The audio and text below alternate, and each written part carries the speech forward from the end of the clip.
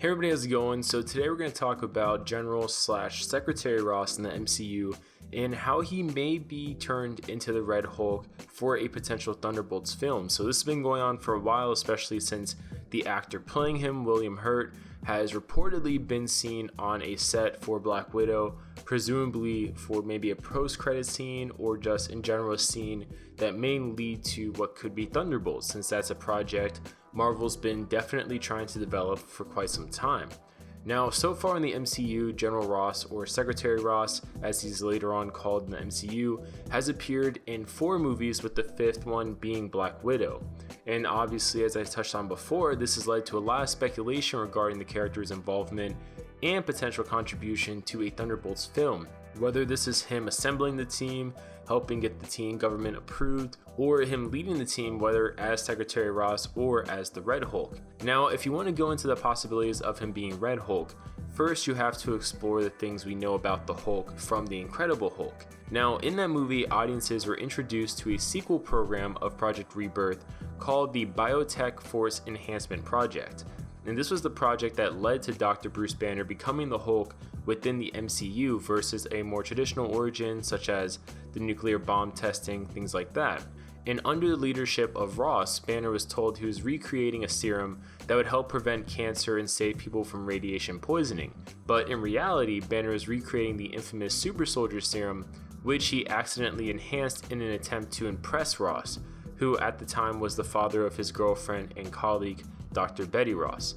Now, while Betty developed a primer to help human blood cells absorb excess radiation, Banner substituted Vita radiation with gamma radiation, thinking that it would basically be the key to fully unlocking the super soldier serum versus simply giving you a reduced version of it. Since Banner was trying to impress General Ross, he exposed himself to an extremely high level amount of gamma radiation, thinking that it would further prove the radiation resistance from the serum that he was working on. But unfortunately, that excess amount of gamma radiation simply resulted in his transformation into the Hulk, between the serum and the primer all that interacting together. And this is important to note, as it establishes that the Hulk transformation in the MCU, that whole process, is not something unique to just Bruce Banner. And we saw a similar transformation being witnessed with Emil Blonsky, who eventually became Abomination after he mixed Banner's blood with a version of the super soldier serum given to him by Ross. So with Bruce Banner's recent research also enabling him to merge the personality and intelligence of Banner with the physical appearance of the Hulk, this could be the type of breakthrough to inspire now Secretary Ross to maybe take matters into his own hands, which in his case would be turning into the Red Hulk. And this wouldn't really be viewed in the same way as it was before, because the Hulk isn't necessarily a feared fugitive as he used to be, but nowadays he's a celebrity beloved all over the world. Especially with the Hulk now inactive and likely never to serve as a governmental operative under the Sokovian Accords, it could provide Ross with the motivation to become the next Hulk. The security in knowing that he can keep his personality and intelligence could serve as the extra security in becoming a gamma mutate. And this would go hand in hand with Ross's fight fire with fire mentality, which easily can translate into a Red Hulk development. And the Russo brothers even did hint at one point Red Hulk was going to appear in Avengers Endgame, except it was going to be simply a variant transformation of Banner instead of Ross. So why this could actually lead to the Thunderbolts? Well, if you look at the events, especially events after Captain America Civil War, Avengers Infinity War, and Avengers Endgame, it wouldn't be surprising to see Secretary Ross want to assemble his own team. Betty Ross, for example, his daughter, is a notable person who was snapped away, which could have had unknown effects on Ross's mentality, especially a mentality willing to go above and beyond the call of duty to secure the mission, which is something very similar to what Tony Stark was like in his mission of protecting the Earth, which led to the creation of Ultron.